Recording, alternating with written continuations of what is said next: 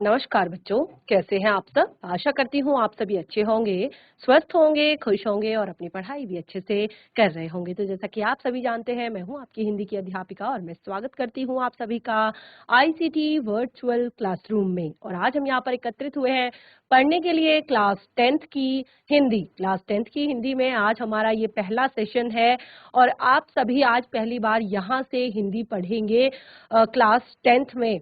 तो आज हम यहाँ से शुरुआत करेंगे अपनी हिंदी की पाठ्य पुस्तिका क्षितिज भाग 2 से, जो हमारी हिंदी की एक ऐसी पाठ्य पुस्तिका है जिसमें काव्य और गद्य खंड दोनों ही तरह के यहाँ पर पाठ हैं। और आप सभी को पता है काव्य खंड क्या होता है और गद्य खंड क्या होता है। तो काव्य खंड में हम यहाँ पर कविताएं पढ़ते हैं, पद पढ़ते हैं, सवैये पढ़ते हैं, गजल पढ़ते हैं, शायरी पढ़ते हैं। और जो हमारा गद्य खंड होता है उसमें हम कहानी, लेख, निबंध, यात्रा वृत्तांत, संस्मरण आदि को पढ़ते हैं। तो आज हम यहाँ पर शुरुआत करने जा रहे हैं अपने क्लास 10th के फर्स्ट सेशन की, आपकी क्षितिज पाठ्य पुस्तिका भाग 2 के पहले चैप्टर सूरदास के पद से। तो जो ये आपका चैप्टर है सूरदास के पद, बहुत ही सुंदर आपका ये पाठ है। और देखिए आपके हिंदी में काफी सारे चैप्टर्स जो है यहाँ पर कट भी हुए हैं और जो चैप्टर्स हैं उन्हें हमें बहुत अच्छे से पढ़ना है, समझना है। और देखिए आज से ही क्लास 10th में आपको आज से ही शुरुआत करनी है बिल्कुल अच्छे से पढ़ाई की, यानी कि जो भी आपको पढ़ाया जाता है उसे साथ के साथ रिवाइज करते रहें। कोई भी डाउट हो तो उन्हें भी साथ के साथ पूछते रहें, चैप्टर्स को साथ के साथ कंप्लीट करते रहें, उनसे जुड़ा हुआ सा प्रसंग, व्याख्या, साथ ही पाठ से जुड़े हुए प्रश्न उत्तर, पाठ और कवि का नाम। तो इस तरह से आपको सारी चीजें जो है एक बार में अच्छे से क्लियर करनी है, यानी कि शुरुआत से अगर इस तरह से आदत डालेंगे तो आपको कोई भी चैप्टर टफ नहीं लगेगा। क्योंकि क्लास 10th में ये होता है कि हमारे बोर्ड एग्जाम्स होते हैं और काफी ज्यादा प्रेशर में हम होते हैं और इसके साथ ही हमें सभी सब्जेक्ट्स को, सभी विषयों को हमें प्रॉपर टाइम देना होता है ताकि हमारे जो मार्क्स हैं वो अच्छे आए अंत में। तो आप देखेंगे इस तरह से यहाँ पर हम पढ़ेंगे और आज हम यहाँ पर शुरू करेंगे अपना पहला चैप्टर। तो बिल्कुल रेडी हो जाइए आप सभी ध्यान पूर्वक सुनने के लिए, ध्यान पूर्वक समझने के लिए और साथ ही हमारे साथ डिस्कशन करने के लिए। तो चलते हैं स्मार्ट बोर्ड की तरफ, शुरू करते हैं अपने आज का सेशन। सभी बच्चे ध्यान पूर्वक पढ़ेंगे, साथ ही समझने का प्रयास भी करेंगे। तो देखिए जैसे कि मैंने आपको यहाँ पर बताया, आज हम यहाँ पर शुरू कर रहे हैं हमारी क्षितिज पाठ्य पुस्तिका भाग 2 का पहला पाठ, जिसका नाम है सूरदास के पद। तो देखिए ये जो हमारा चैप्टर है इसमें सूरदास जी द्वारा, आप देखेंगे पूरा ये जो पाठ है इसमें सूरदास जी द्वारा किस तरह से जब कृष्ण जो है चले गए थे अपने धाम से, तो वहां पर जब गोपियां जो है किस तरह से यहाँ पर बहुत सारी चीजें इन्होंने यहाँ पे लिखे। तो गोपियां किस तरह से कृष्ण के बारे में उद्धव जी से बात कर रही हैं, क्योंकि गोपियों को एक तरह से संतावना देने के लिए, क्योंकि गोपियां बहुत दुखी हैं, उन्हें संतावना देने के लिए कृष्ण ने दूत के रूप में भेजा है उद्धव जी को। उद्धव जी से बातचीत का पूरा वर्णन यहाँ पर किया गया है। जब वो मथुरा से वापस नहीं आते हैं तो उन्हें वो संदेश भेजते हैं। तो देखिए उस वर्णन को स्टार्ट करने से पहले हम थोड़ा सा यहाँ पर डिस्कस करेंगे सूरदास जी के विषय में। तो सूरदास जी जो है वो एक तरह से साहित्य में भक्ति काल, जो भक्ति काल था जिस टाइम पे, उस भक्ति काल की सगुण भक्ति शाखा के एक बहुत ही महान कवि है और इन्हें वात्सल्य रस का सम्राट भी कहा जाता है। वात्सल्य रस किसे कहा जाता है अभी आप देखेंगे आगे। यहाँ पर कृष्ण जी की जो बाल लीलाएं हैं, देखिए वात्सल्य जो प्रेम होता है वो किसके लिए होता है? बच्चों के लिए। वात्सल्य वाला जो प्रेम होता है उसको हम बच्चों के लिए कहते हैं।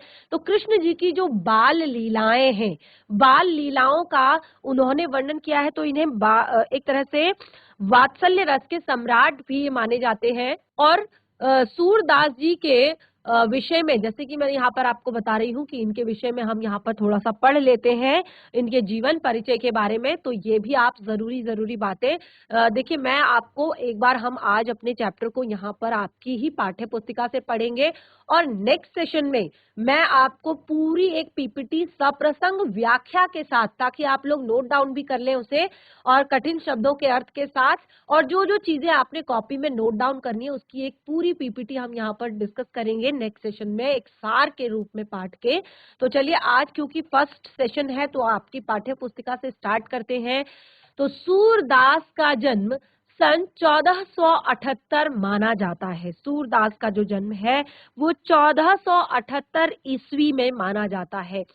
और एक मान्यता के अनुसार देखिए इनकी, क्योंकि इस टाइम का 1478 काफी पहले की बात ये है, काफी वर्षों की पहले की बात ये हो गई है। कंफर्म जो डेट है या कंफर्म जो जगह है उसके बारे में यहाँ पर पता नहीं है। तो इसीलिए एक मान्यता के अनुसार, क्योंकि इनके जन्म की अलग अलग मान्यताएं हैं, तो एक मान्यता के अनुसार इनका जन्म मथुरा के निकट रुनकता या रेणुका क्षेत्र में माना जाता है। और जबकि दूसरी मान्यता के अनुसार देखिए जिन जिन लोगों ने इन्हें जहां जहां पर उस टाइम पे देखा होगा और जहां जहां पे इन्होंने अपना समय व्यतीत किया होगा जीवन का, तो वहां पर अलग अलग मान्यताएं चली और एक मान्यता के अनुसार इनका जन्म मथुरा के निकट रुनकता या रेणुका क्षेत्र में माना गया, जबकि दूसरी मान्यता के अनुसार इनका जन्म दिल्ली के पास ही जो सिंही नामक स्थान है वहां पर माना गया। और देखिए सूरदास जी जो है वो महाप्रभु वल्लभाचार्य जी के शिष्य सूरदास जो है वो अष्टछाप कवियों में, जो अष्टछाप कवि हैं उनमें सर्वाधिक प्रसिद्ध है। और मथुरा और वृंदावन के बीच ये गौ घाट पर ये रहते थे, यानी कि इन्होंने अपना ज्यादातर जो जीवन है वो मथुरा के निकट और मथुरा और वृंदावन के बीच जो गौ घाट है वहां पर इन्होंने अपना ज्यादातर जो है जीवन व्यतीत किया। और वहीं पर श्रीनाथ जी के मंदिर में ये भजन कीर्तन करते थे। और सन 1583 में इनका पारसौली में इनका निधन हो गया। तो देखिए जैसे मैंने आपको बताया कि ये हमारे सेशन की शुरुआत है। आज हम क्या पढ़ रहे हैं, कहाँ से पढ़ रहे हैं, इसके लिए मैंने आज आपको चैप्टर से स्टार्ट किया है, आपकी बुक से स्टार्ट किया है। तो इसमें आप देख सकते हैं काफी लंबा जो है जीवन परिचय यहाँ पर सूरदास जी का दिया गया है। और देखिए यहाँ पर जो ये जीवन परिचय है, इस जीवन परिचय को आपने जितना हमने यहाँ पर पढ़ा उतना आपने नोट डाउन करना है और बाकी की जरूरी चीजें आप अपनी पाठ्य पुस्तिका से रीडिंग करेंगे, पढ़ लेंगे कि किस तरह से उनका कैसी उनकी भाषा शैली थी और किस तरह के उनका लेखन था, तो ये सारी चीजें। अब देखिए यहाँ पर जो हम पढ़ने जा रहे हैं ये एक भ्रमर गीत, जो सूर सागर इनकी एक तरह से रचना है, उस रचना में जो भ्रमर गीत इन्होंने लिखा है, क्योंकि उस टाइम पे भ्रमर गीत इसको क्यों कहा गया था, क्योंकि अब देखिए गोपियां डायरेक्ट उद्धव से तो नहीं कह सकती थी, उद्धव को उलाहने दे रही थी, उद्धव को एक तरह से डांट रही थी, कहते हैं ना जैसे ताने मारना, तो उद्धव को ताने मार रही थी, तो ये डायरेक्ट वो उद्धव से नहीं कह पा रही थी, तो इसीलिए वो वहां पर घूम रहे भंवरों को अपनी ये बातें सुना रही थी, भंवरों के माध्यम से वो उद्धव को अपने ये ताने दे रही थी। तो इसीलिए ये सूर सागर के भ्रमर गीत में से ये 4 पद लिए गए हैं, क्योंकि जब श्री कृष्ण ने मथुरा जाने के बाद, जब वो मथुरा चले गए तो वहां से वो लौट कर नहीं आए। उस टाइम पे वो प्रॉमिस करके गए थे, वादा करके गए थे गोपियों से कि वो जरूर वापस आएंगे, वो जरूर एक तरह से गोपियों के साथ समय बिताएंगे, गोपियों के साथ रहेंगे। लेकिन अब क्योंकि उन्होंने मथुरा जाकर अब उन्होंने कंस को मार दिया है, राजपाट संभाल लिया है, अपने माता पिता देवकी और वसुदेव को कंस के चंगुल से छुटा लिया है, तो उस टाइम पे अब उन पर दूसरी जिम्मेदारी आ गई है। देखिए एक होता है ना कि बचपन में हमने जो भी अटखेलियां की, जो भी हमने मजे किए, जो कुछ भी किया, लेकिन एक टाइम के बाद हमें जिम्मेदार बनना पड़ता है, जीवन की जो जिम्मेदारियां हैं उन्हें उठानी पड़ती हैं। तो यहाँ पर अब जो श्री कृष्ण का जो समय था, क्योंकि उस समय पर वो मनुष्य के रूप में थे, सामान्य मनुष्य के रूप में थे, तो अब उन पर जिम्मेदारी थी उनके माता पिता की, उनके राज्य की, तो अब वो कहाँ चले गए थे? मथुरा चले गए थे और वहां का राजपाट वो संभालने लगे थे। अब देखिए, राजपाट वो संभालने लगे, लेकिन यहाँ पर गोपियां जो है उनकी स्थिति बहुत खराब है, वो बहुत दुखी है और वो हमेशा कृष्ण का इंतजार कर रही है, कृष्ण के इंतजार में विरह की वेदना वो सह रही है। तो इस तरह से उद्धव जो है कृष्ण के दूत बनकर गए हैं और वो निर्गुण निर्गुण ब्रह्म एवं योग का उपदेश लेकर विरह वेदना को शांत करने का प्रयास कर रहे हैं। वो गोपियों की विरह वेदना को शांत करने का प्रयास कर रहे हैं और क्योंकि इस टाइम पे गोपियां बहुत दुखी हैं, बहुत ज्यादा परेशान हैं, तो वो यहाँ पर उनके लिए ब्रह्म एवं योग का संदेश लेकर गए हैं। लेकिन क्योंकि गोपियां तो ज्ञान के मार्ग के बजाय प्रेम के मार्ग को पसंद करती है, वो कहती हैं कि अब तुम्हारे इन सब बातों का हम पर कोई असर नहीं होता, क्योंकि हम प्रेम के मार्ग पर अग्रसर हैं। तो इस कारण उन्हें उद्धव का ये शुष्क संदेश बिल्कुल भी पसंद नहीं आता और तभी वहां एक भंवरा आ पहुंचता है। अब तभी वहां एक भंवरा आ पहुंचता है और उद्धव के ये संदेश पसंद ना आने पर किस तरह से गोपियां अब उन्हें उद्धव उद्धव को भ्रमर के माध्यम से, एक तरह से भ्रमर के बहाने से उन पर व्यंग बाण छोड़ रही है, उनको ताने कस रही है और एक तरह से बहुत ज्यादा उन्हें उलाहने दे रही है। तो यहाँ पर देखिए बहुत ही सुंदर, बहुत ही प्यारे से ये 4 पद यहाँ पर दिए गए हैं और बहुत ही सुंदर सी से ये पद है। इनको एक बार रीड कर लेते हैं, साथ ही मैं आपको भावार्थ भी बताऊंगी। और देखिए ये पूरा आपका एक तरह से कह सकते हैं ये पाठ का सार है कि किस तरह से पहले पद में जो उद्धव है उन्हें गोपियों की शिकायत लाजमी लगती है, वाजिब लगती है, लेकिन क्योंकि यहाँ पर उन्हें उद्धव ने तो कभी प्रेम किया ही नहीं है। उद्धव ने अगर कभी प्रेम किया होता तो उन्हें गोपियों के प्रेम की विरह की वेदना जो है समझ आती। अब देखिए यहाँ पर गोपियों के को जो संदेश लेकर आए हैं गोपियों के लिए उद्धव, वो किस तरह का लग रहा है और कृष्ण के बारे में गोपियां आप क्या कह रही हैं कि किस तरह से कृष्ण जो है राजनीति हो।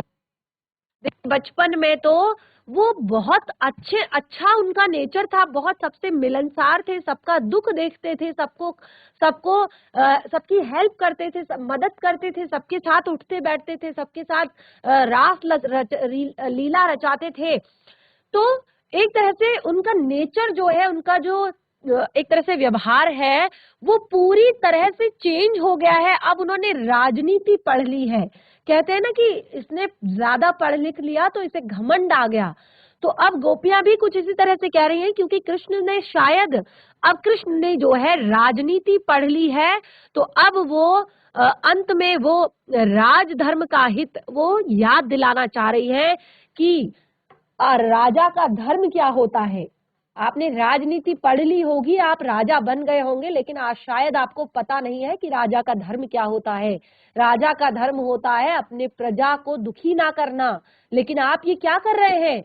तो इस तरह से बहुत ही सुंदर 4 पद यहाँ पर दिए गए हैं। एक एक करके चारों पदों को हम यहाँ पर पढ़ेंगे और मैं आशा करती हूँ कि आप ध्यान पूर्वक समझने का प्रयास करेंगे। बहुत ही सुंदर, बहुत ही प्यारे से ये पद है और आप सभी ने यदि क्लास में, अपनी कक्षा में, अपने स्कूल में इस चैप्टर को यदि पढ़ लिया हो, तब तो आपके लिए बहुत ज्यादा बेनिफिट है, बहुत ज्यादा आपके लिए फायदा है कि आपको यहाँ से एक बार और ये चैप्टर रिवाइज हो जाएगा। किसी बच्चे का यदि कोई डाउट क्लास में रह गया होगा तो वो भी यहाँ पर बहुत अच्छे से क्लियर हो जाएगा, ऐसी मेरी आशा है। तो बिल्कुल भी अपना ध्यान जो है हटाइएगा नहीं, ध्यान पूर्वक सुनिएगा। स्टार्ट करते हैं अपने पहले पद को। क्या कह रही है गोपियां, आप देख सकते हैं कितना सुंदर सा, कितना प्यारा सा चित्र ये आपकी पाठ्य पुस्तिका में दिया गया है। किस तरह से उद्धव जो है गोपियों को समझा रहे हैं, गोपियों को ज्ञान का, योग का संदेश दे रहे हैं, लेकिन गोपियां इस भ्रमर के माध्यम से, गोपियां इस भ्रमर के माध्यम से, इस भंवरे के माध्यम से किस तरह से उलाहने देती हैं यहाँ पर उद्धव जी को, वो आप सुनेंगे। क्या कहती है पहले पद में, ऊधो तुम हो अति बड़ भागी। बहुत ही सुंदर, बहुत ही प्यारी पंक्तियां। ऊधो तुम हो अति बड़ भागी, अपरस रहत स्नेह तगाते। अपरस रहत स्नेह तगाते, नाहिन मन अनुरागी। कभी भी किसी भी काव्य को पढ़ते हैं, किसी भी कविता को पढ़ते हैं, तो थोड़ा सा लय में पढ़ने की कोशिश कीजिए। आपको जो आनंद, एक तरह से देखिए क्या होता है, आपने रस पढ़े होंगे, अगर नहीं पढ़े हैं तो आगे पढ़ेंगे क्लासेस में। हिंदी व्याकरण में एक टॉपिक होता है रस।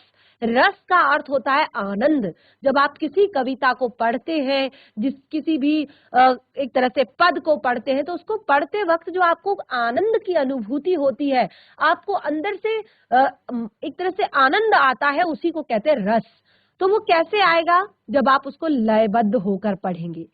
ऊधो तुम हो अत बड़ भागी, अपरस रहत स्नेह तगाते, नाहिन मन अनुरागी। और आप देख सकते हैं अनुरागी, दागी, लागी, परागी, पागी, चारों जो एंड हो रही है, पांचों जो लाइनें आप देख सकते हैं कैसे है ये, जो हमारे राइमिंग वर्ड्स होते हैं ना, जिनको हम इंग्लिश में राइमिंग वर्ड्स कहते हैं, कि जिनका उच्चारण जो होता है वो कैसा होता है, एक तरह से सेम साउंड आता है उच्चारण में। तो अनुरागी, दागी, लागी, परागी, पागी, एक तरह से देख सकते हैं सेम साउंड आ रहा है सभी का। तो एक आनंद इसको पढ़ने में आएगा। पूरैन पात रहत जल भीतर, तारस देह न दागी। पूरैन पात रहत जल भीतर, तारस देग न दागी। ज्यों जल माहि तेल की गागरी। बहुत ही सुंदर पंक्तियां। ज्यों जल माह तेल की गागरी, बूंद न ताको लागी।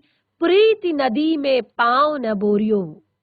प्रीति नदी में पांव न बोरियो, दृष्टि रूप अनुराग, दृष्टि न रूप परागी। सूरदास अबला हम भोरी। सूरदास अबला हम भोरी, गुर चाटी ज्यों पागी। बहुत ही प्यारी सी पंक्तियां, बहुत ही सुंदर पंक्तियां। तो देखिए ये जो पंक्तियां हैं, इन पंक्तियों में एक तरह से गोपियां कृष्ण के जो सखा हैं, कृष्ण के जो दूत बनकर आए हुए उद्धव जी हैं, उन पर व्यंग करते हुए कहती है, उन पर ताने कसते हुए कहती है, उनको ताने मारते हुए कहती है कि हे उधो, ऊधो तुम हो अति बड़ भागी। ऊधो तुम तो बड़े ही भाग्यशाली हो। ऊधो तुम तो बड़े ही भाग्यशाली हो।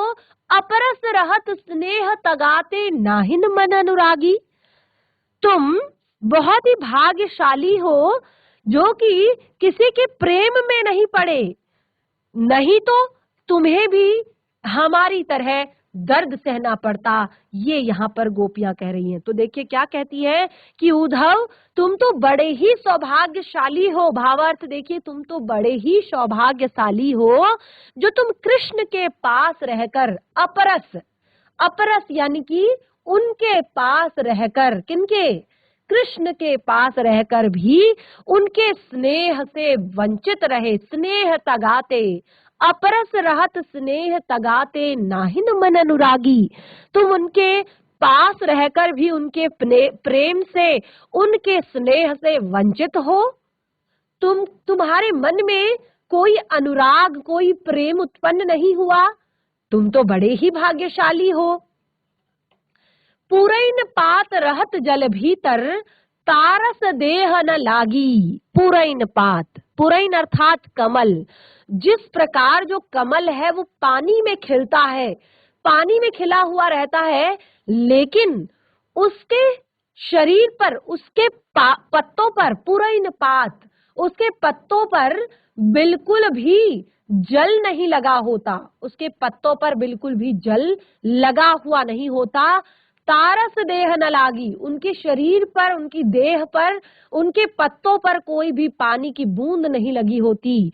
तो जिस प्रकार से जो एक तरह से जो जल माही तेल की गागरी, जिस प्रकार तेल लगी हुई, बिल्कुल तेल से सनी हुई जो गागरी है, उसको बूंद न ताको लागी। अगर उसको जल में भिगोते हैं, जल में डुबोते हैं, तो उस पर एक भी बूंद जल की नहीं अटकती। प्रीति नदी में पांव न बोरियो। दृष्टि न रूप परागी।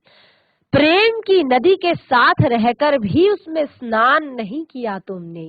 हे उधो पुरैन पास रहत जल भीतर तारस देह न लागी। जो जल माह तेल की गागरी बूंद न ताको लागी।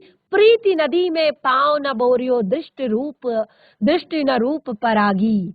तो जिस प्रकार पानी में रहते हुए भी कमल के पत्ते बिल्कुल शुष्क रहते हैं, सूखे रहते हैं, उन पर एक बूंद पानी की नहीं चढ़ती, उसी प्रकार जिस प्रकार तेल से सनी हुई गागरी को अगर हम जल में डुबोते हैं तो जल की बूंद न उसको लगती है, बिल्कुल उसी प्रकार तुम प्रेम की नदी के पास रहते हो, क्योंकि कृष्ण तो प्रेम की नदी है। पूरे प्रेम की नदी के रूप में कृष्ण को कहा है, प्रीत नदी में पांव न बोरियो। बिल्कुल कृष्ण तो प्रेम की नदी के समान है और अभी तक तुमने उनमें पांव तक नहीं डुबोया है, यानी कि तुम उनके प्रेम से वंचित हो। तुमने अभी तक कृष्ण से तुम प्रेम नहीं कर पाए, तुम तो बड़े ही भाग्यशाली हो। दृष्टि न रूप परागी, यानी कि उसमें स्नान करने की बात तो बहुत दूर की रही, तुमने तो उसमें अभी तक पांव तक नहीं डाला है। ये जो प्रेम रूपी नदी के रूप में कृष्ण है, तो यानी कि तुम पर कृष्ण के प्रेम के एक छींटे भी नहीं पड़े हैं। तुम बहुत ही विद्यावान हो, तुम बहुत ही गुणवान हो, इसीलिए लगता है कि तुम कृष्ण के प्रेम में नहीं रंगे, तुम कृष्ण के प्रेम में नहीं पड़े। तो अगली पंक्ति देखिए क्या कहते हैं, बहुत ही प्यारी, बहुत ही सुंदर पंक्ति। सूरदास अबला हम भोरी। सूरदास जी कहते हैं, गोपियां कह रही हैं कि हम तो बिल्कुल भोली भाली अबला गोपिकाएं हैं, हम तो बिल्कुल भोली भाली गोपिकाएं हैं, इसीलिए उनके प्रेम के प्रति, उनके प्रेम के लिए ठीक उसी प्रकार से आकर्षित है जिस प्रकार गुड़ चाटी जो पागी। जिस प्रकार आपने देखा होगा, गुड़ की डली को अगर आप खुला छोड़ देते हो, गुड़ की डली को कहीं पर आप खुला छोड़ देते हो तो धीरे धीरे पिघलने लगती है और धीरे धीरे चींटियां, बहुत सारी छोटी बड़ी चींटियां आकर उस पे से कोने कोने से गुड़ निकालती रहती है। कुछ चींटियां जो है बीचों बीच जाकर गुड़ निकालती है। एक तरह से उन्हें गुड़ से बहुत प्रेम है और वो उसको निकालने के लिए, उसको खाने के लिए वो बीच तक चली जाती है, और जब वो गुड़ गीला होता है तो उसी पर उनके पैर चिपक जाते हैं, और वो पैर जब उनके वहां पर चिपकते हैं तो वो फिर उससे अपने आप को छुटा नहीं पाती है और वहीं पर अपने प्राण त्याग देती है। तो गोपिकाएं कह रही है, सूरदास अबला हम भोरी गुर चाटी जो पागी।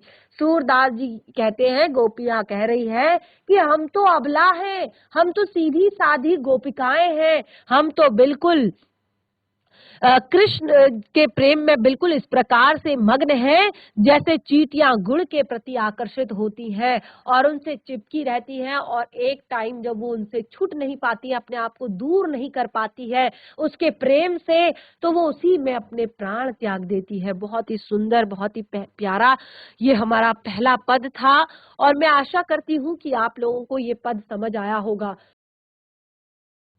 तो देखिए आगे बढ़ते हैं अपने दूसरे पद की तरफ। जैसे कि मैंने आपको बताया कि जो पहला पद है वो क्या था, वो पद था जब गोपियों के लिए जो उद्धव है वो योग और ज्ञान का संदेश लेकर आए हैं, तो उस समय पर जो गोपियां हैं उन्हें ये योग और ज्ञान का संदेश बिल्कुल भी पसंद नहीं आता है, और वो उद्धव की ये बातें सुनकर उनको एक तरह से उलाहने देने लगी है, उनकी बातों पर व्यंग कसने लगी है और कहती है कि उद्धव तुम तो बहुत ही भाग्यशाली हो जो तुम पर कृष्ण के प्रेम की एक छींट भी नहीं पड़ी, क्योंकि तुम तो हमेशा उनके पास रहते हो, तुम तो हमेशा उनके साथ रहते हो।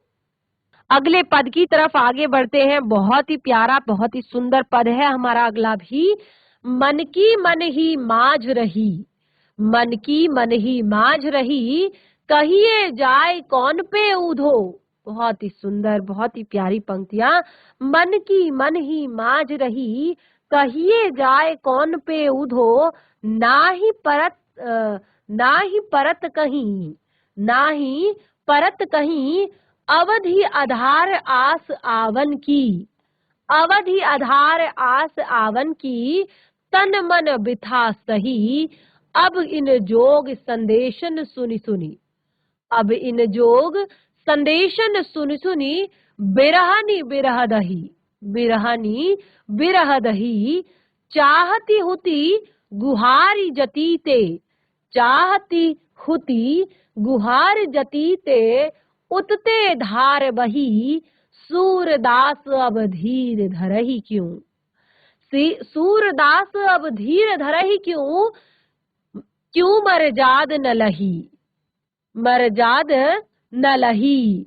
तो देखिए यहाँ पर बहुत ही प्यारी ये अगला पद है, बहुत ही सुंदर सा पद है। तो एक बार इसका बिल्कुल उसी तरह से प्रसंग हम यहाँ पर पढ़ेंगे। जैसे मैंने आपको बताया कि हमने जब भी भावार्थ पढ़ना होता है तो उसको हमें सप्रसंग व्याख्या करनी होती है। तो देखिए इसमें जो हमारा दूसरा पद है, इसमें क्या होता है, इसमें गोपियां उद्धव के समक्ष अपने प्रेम की गहराई को व्यक्त करती है। अभी तक तो वो एक तरह से उद्धव पर व्यंग कर रही थी, अब वो अपने प्रेम की गहराई को बता रहे हैं कि आप तो हमें आसानी से योग का संदेश दे रहे हो, लेकिन आप ये जान तो लो कि हम किस हद तक उनके प्रेम में डूबे हैं। आप ये समझ तो लो कि किस हद तक हम कृष्ण से प्रेम करते हैं। तो देखिए वो ये स्वीकार करती है कि उनके मन की जो अभिलाषाएं थी, उनके मन की जो आशाएं थी, वो उनके मन में ही रह गई है। और एक तरह से कृष्ण के प्रति जो उनका प्रेम था, अब वो एक तरह से व्यथा के रूप में उनके मन में बसा हुआ है। तो कहती हैं, मन की मन ही मांझ रही, कहिए जाए कौन पे ऊधो, ना ही परत कही, अवधि आधार आस सावन की, मन की बिथा सही। गोपियां उद्धव से अपने मन की पीड़ा को व्यक्त करते हुए कहती हैं कि श्री कृष्ण के गोकुल छोड़कर चले जाने के बाद उनके मन में कृष्ण के प्रति जो प्रेम भावना थी, जो कृष्ण के प्रति लगाव था, जो कृष्ण के प्रति एक तरह से भावनाएं थी, वो मन ही मन में रह गई है, वो मन ही मन में रह चुकी है, मन के अंदर दब गई है। कहिए जाए कौन पे उधो, किससे हम कहें इस बात को, किससे डिस्कस करें, किससे कहेंगे इस बात को, ना ही परत कही, किसी से कही नहीं जाती ऐसी बातें।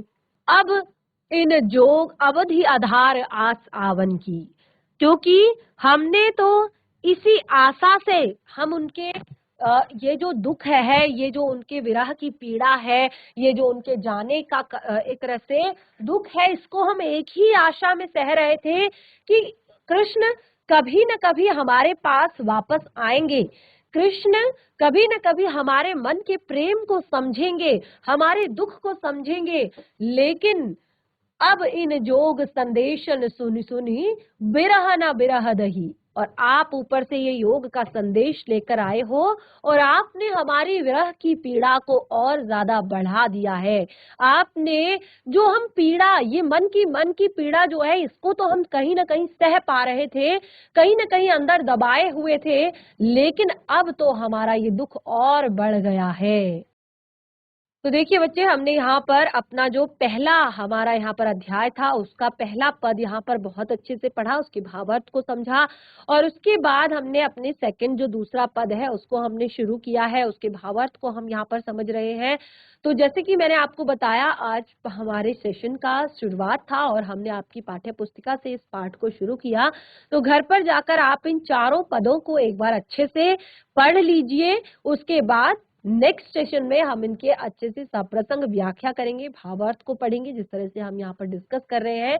चैप्टर बहुत ज्यादा इंटरेस्टिंग है और साथ ही बहुत ज्यादा महत्वपूर्ण भी है। तो घर पर एक बार जरूर रिवाइज करें, बाकी के टॉपिक को कंटिन्यू करेंगे अपने नेक्स्ट सेशन में। तब तक के लिए धन्यवाद। आपका दिन शुभ हो।